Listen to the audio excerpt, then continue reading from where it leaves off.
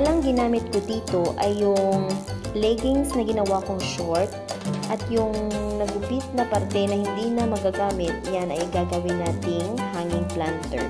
So, una ay itali yung last end, yung isang ending ng leggings. Okay. Susunod, lalagyan natin ng lupa yung tela. Hindi na po ako gumagamit ng gloves kasi mas okay naman sa akin yung kamay lang. Maghugas lamang po. Depende na po sa inyo kung gaano karaming lupa ang ilalagay ninyo sa inyong tela. Ang importante, mabubuhol lang natin ito sa last end part ng tela natin. So, kailangan siguraduhin na matatali natin yung dalawang last end part ng tela.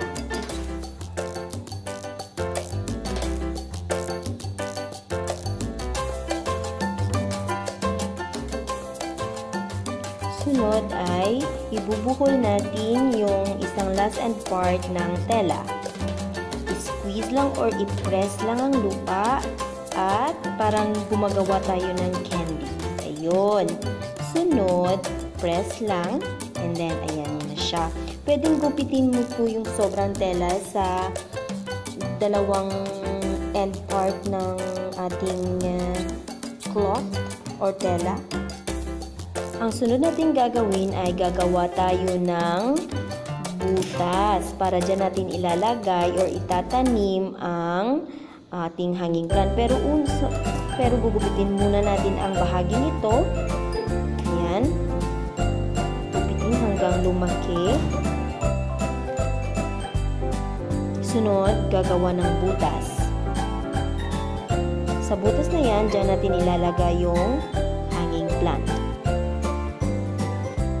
So, ang pinili kong hanging plant yung photos. Kasi yung photos, maganda yan kapag lalago na siya. So, may roots na siya. Ayan.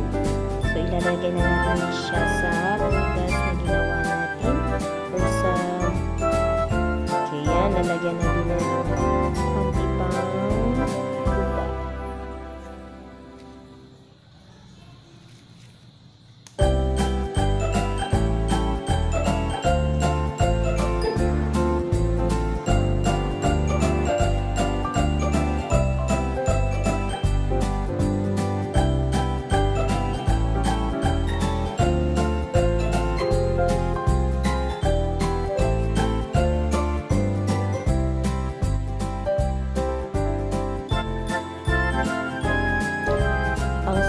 Ay lalagyan natin siya ng lubid.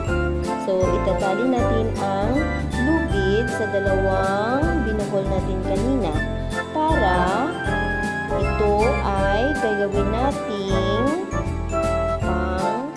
pangsabit sa kung saan man natin gustong ilagay. So, kung isasabit mo ito sa puno, pwede din. Or kung saan man gusto mo.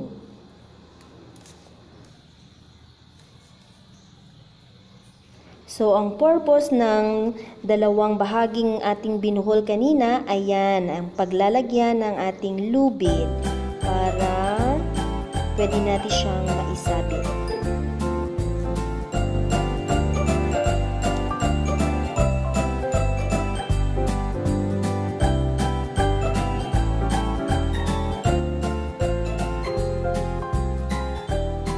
So, ayan na siya. Para siyang candy. Oh, tingnan. Diba maganda siya? So, lalayin na natin yan or isasabit natin yan sa puno. Or kung saan mang sasabitan na gusto mo.